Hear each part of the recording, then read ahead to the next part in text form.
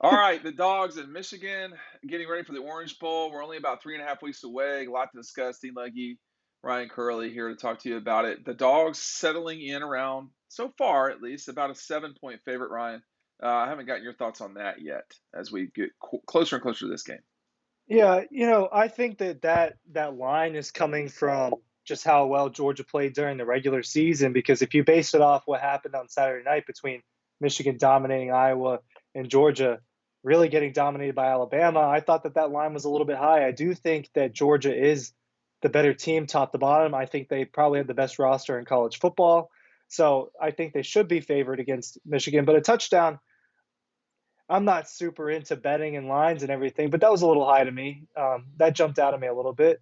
Regardless, the teams don't care about that, and it's just a matter of who's going to come out there and win the ball game. And then you and I were talking about how are people recovering from this loss.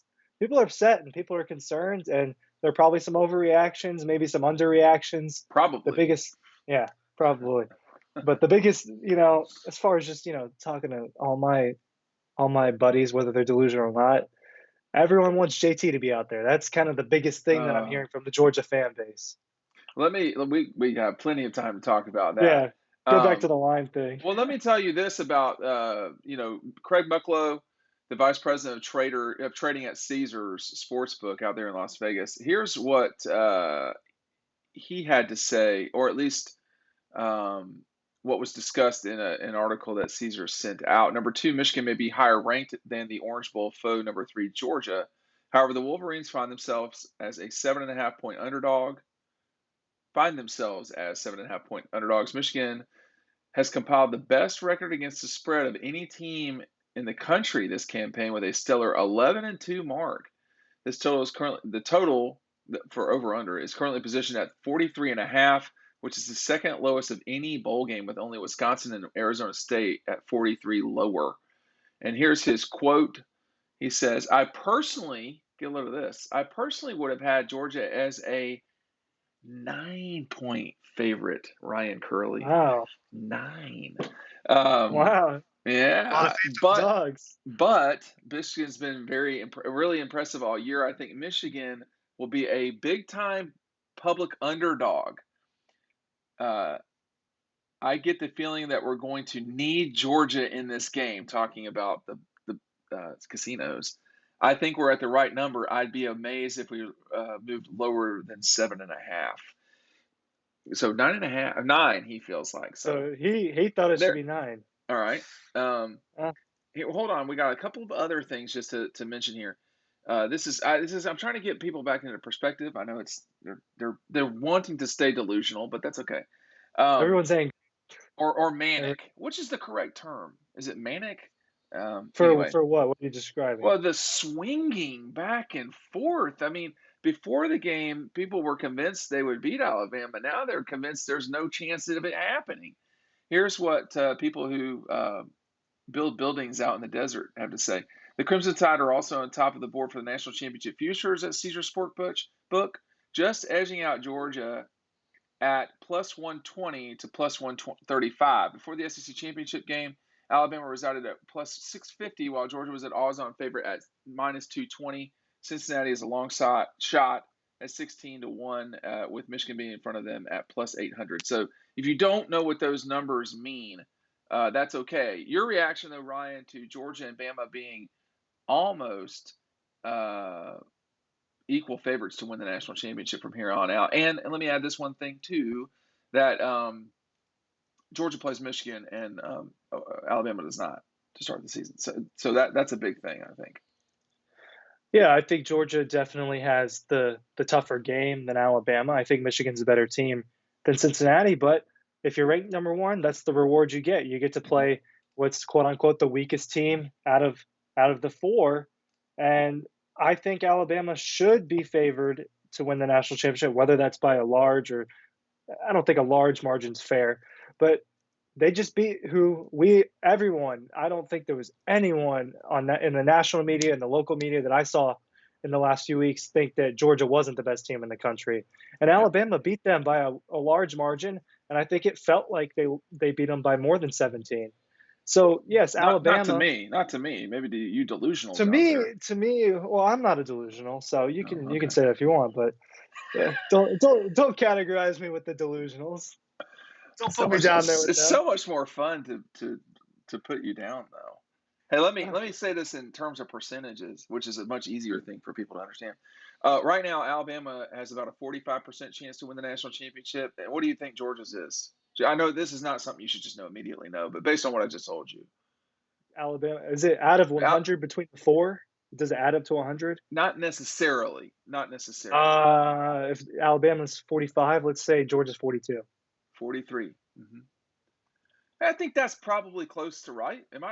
You think I'm incorrect about that? That's I'm fine. not. I think Georgia, I think at the moment, Alabama deserves to be ahead of Georgia. They beat them, Mhm. and that means they're the best team in the country right now. I think Georgia's the better roster and the capability of beating Alabama, but they proved that on Saturday they couldn't Mhm. do that. Now it'll be different if they face off for the national championship. It's a whole new day and different teams that have different players injured and not injured That's when the the time problem. comes to that.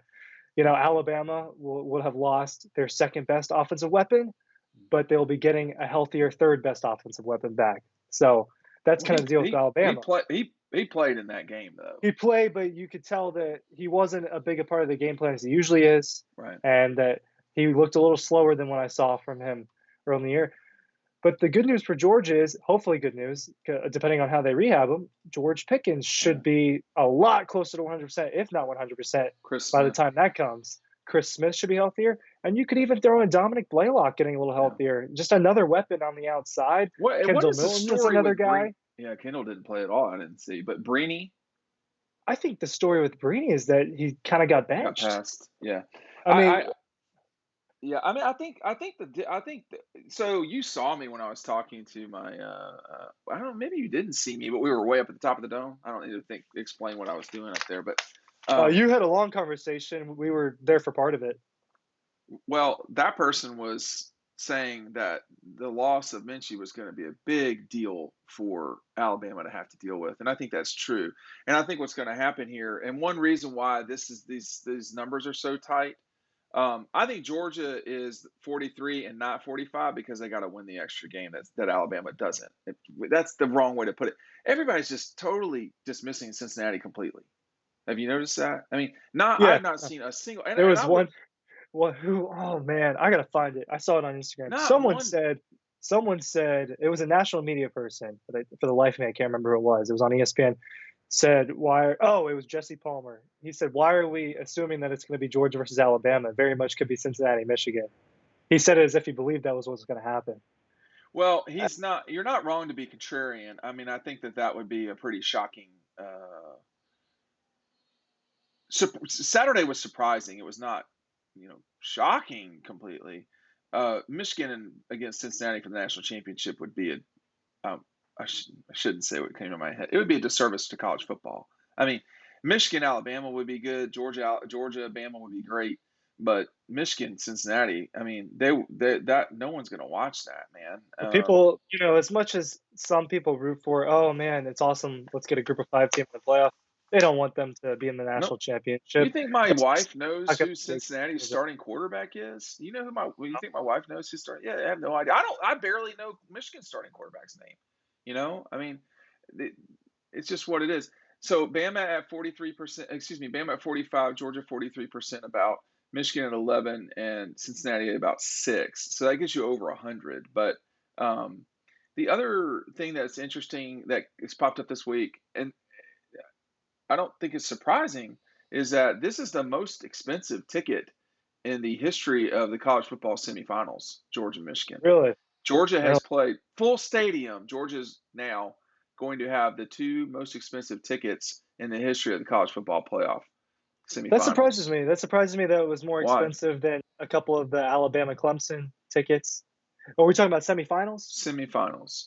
And it's probably, honestly, probably more expensive than some of the finals. I can't, this is just get in price.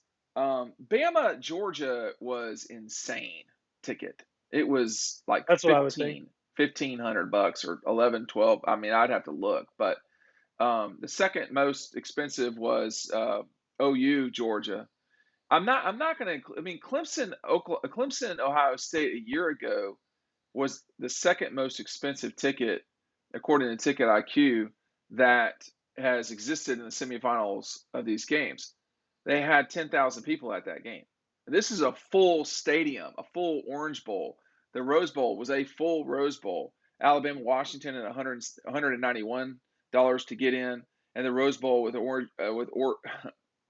Oregon, not Orgeron, and Florida State was at $157 just to get in. But when you look at the attendance, I'm actually going to look this up real quick. How does it? So you say it's surprising. It's not surprising to me. I mean, Michigan hasn't played in a game this big this century. It was just surprising me because I thought the Rose Bowl would have been higher, the Georgia Oklahoma Rose Bowl. Yeah, that was at $306 to get in. Well, what's the Orange Bowl? I would like you to guess. 450. $718. Really? Yeah. The Michigan fans are hungry. Here's the other latest information. Okay, overall prices are down 32% since Sunday. There's also significantly less inventory on the Georgia side of the stadium. In other words, the Georgia folks are buying the tickets up. So, what do you think the split will be? Well, I was talking on that in a video from yesterday, and I thought initially it would be 50-50, but now that I see this, I think it's going to be maybe 60-40 Georgia. I've been to this game when Ohio State played Clemson, and you cannot compare those fan bases. I mean, Ohio State probably has 5 times the fans of Clemson, but they had the whole place except the corner where Clemson was. I mean, they had the whole place. And I don't think it's going to be like that because I think Michigan is a wealthy school, a very good school, a very wealthy school, and they have good athletic programs that people care about. Oh yeah, I mean it's I'm sorry, I misspoke a minute ago. I said there were how many people I say was at the Superdome with Clemson, Ohio State? You just said that it was almost all Ohio State fans. No. The Orange Bowl was that way. I'm talking about Clemson, Ohio State at the Sugar, Ryan. I'm sorry. You said it was like 10,000 because there were COVID, 3,000 right? people there. So no wonder the tickets were so high. I mean, you can't. It's not apples to oranges at all. I mean, that's apples and oranges, or in this case, oranges and sugar. Right? Hey, like I did that. There you go. I think there will be a lot of Georgia people there. Games being played in the next state over. Although it seems like it could have been played basically in, Wilmington, North Carolina is as close as Miami is to Athens, maybe closer. So it's not real close, but it's a lot further away from Michigan. They're all going to have to. You can't drive from Detroit to Miami, can you? You could. Wouldn't be fun. It's not something I'd want to take part in. You know what it is? You know what the weather is in Michigan right now in Ann Arbor? 10 degrees. 22. Why would you go? I mean, no offense. Would you live in that? Would you live in that? Not for an extended period of time. I mean, what? Why would you want to live in Minnesota? It's 7 degrees there right now. No, dude. No. I'm not doing that. That's not happening. You know what it is? You know what it is in Miami right now? 70. It's 80 degrees. They're gonna go from being in sub 40 degree weather the bulk of December to 80 degree weather. They're gonna play that game in 80 degree weather probably in Miami, James Cook's hometown. That's so hard for me to fathom that we're gonna go from the cold. I mean, it's colder here. So then Miami, certainly. Let me see just real quick. I mean, like I never have to say it's been in the 50s. Yeah, it's been kind of nasty though, right? A little rain here and there. This week is pretty much all cloud and rain. Right, but it's rain in 60s and 70s. It's not 19 degrees. What's wrong with y'all up there? What are you doing? What are we doing up there? Have you ever had Detroit style pizza, by the way? No. It's different than the Chicago style. What's different about it? We will have to find more out about that. Chicago style is, I mean, people are going to get triggered. Chicago style people are always going to get triggered. I know, man. I love it. It used have you know we've done TikTok, this duo, as an aside. Those Alabama fans are going crazy on that one thing that you put The up on mothball TikTok. thing, Yeah, they're freaking out. they're going crazy. It is so funny. They're so triggered by it. I don't They're understand. so mad. They're just like, but you guys lost. Right, That's what right, they're gonna right. say. And like, That's okay, not the well, point of the post. It's not the no, point no, of the but post. they are nuts about it, man. Nick Saban doesn't smell like mothballs. How do you know? I don't. That's why I put the caption as, "Can anyone confirm this?" No, they're full triggered about it, man. I mean, I don't. Hey, hey, I just go ahead. back to pizza, New York style. You're not beating that. Yeah, I like you are. Chicago deep dish, but I'm a New York Yeah. style guy. Yeah, where did we eat that? You and I ate pizza. Oh, it was at The Chris's in Greek, Atlanta. the The Greek. Greek I style. was not about the Greek I pizza, love man. Greek style I pizza. was But not about that Greek pizza, man. you have you have Greek style. You have New York. You have obviously Chicago. But there's a Detroit style as well, which I think is square, from what I recall. Now I might be wrong about that, but it's good pizza too, man. And but my favorite is Chicago style. But you better get. I mean, I don't have anything wrong with New York. Like New York Hey, that's style. I got a ton of family from there. Yeah. That's if we get pizza as a family, we're getting New York style pizza, or the closest thing you can while you're in But you Georgia. can't really, yeah, you can't really get The that in closest thing, Georgia. the closest thing you can. Johnny's? Johnny's is close-ish. Yeah. It's not the same as when you're up there, but it's still good. Stuff like Johnny's. There's No, other it's not places. at all close to the same thing, man. Of course It's not. it looks similar, but it's not this. It's just not the same. Just as if you got Chicago style pizza down in Georgia, it wouldn't be the same as if you were up there in Illinois getting Well, the but authentic thing. you can make it. I mean, I make it at home plenty. It's very good. Over the DiGiorno's. The DiGiorno's are for post game. You know, I was upset that no one commented about that the other night. I went to look for Yeah. no one cared about my DiGiorno the other Well, night. I they're was a too little upset. busy. They're too busy trying to get. Hey, let me read this to you. Everybody's still watching, I'm sure. Ryan, they're too busy trying to secure a loan for their $18,657 ticket to this game. That's the tickets in the lower level in this game are going for $18,600. And he's getting a loan for it. I don't have 18G. I mean, I don't have Paul Feinbaum money like you do. So Uh, I would have to go you get think I like a got Paul loan. Feinbaum money? I'm Okay. certain you have Paul Feinbaum money. I Do have you the think? money Hey, that listen, you let give me me, ask you man. something. Let I me ask have you the something. money that you give me. That's close to Paul Feinbaum money. I'll tell you that right now. Oh, okay, The okay. one thing Paul doesn't have is the curly hairs that you've got at the top up here. We're gonna keep that. Poor Paul. I wonder when he shaved all his hair off. When did he make? Oh no, he has hair at the top, right? He's got it on the Yeah. sides. Okay. Okay. He's got it on the sides. This took I've a turn. recorded that. I've not watched it yet this week. I'm too busy getting our trip ready for Miami, or as the locals there call it, Miami. Um, I am excited for this game. I think I think it's gonna be a lot of fun. I think we're gonna have people. a lot of fun, and I think they have a good chance to win. Oh, sir. Well, yeah, and Georgia has not played Michigan in almost 60 years. They've not played in the Orange Bowl in 61 years. People can correct me on the math there. I think it's 55 years since they played Michigan. And they've never played Michigan south of well, they never played them anywhere other than Ann Arbor. So this is going to be, and there's a lot on the table here. And have you noticed we've gotten through this entire thing without talking about Stetson Bennett or JT That's another video. That's a that's a video series. I just wonder. I'm just. I don't know if I can keep talking about that. It's just I don't think it's going to change. So I don't see why. I don't think it's gonna change either. Yeah, But there's a and lot by of the way, the let me. delusionals think it will though. I don't think it will change who is starting in the game. I think they've decided that Bennett gives them the best chance to win, and that's it. And I don't. And honestly, the bulk of this season, that's been the right call.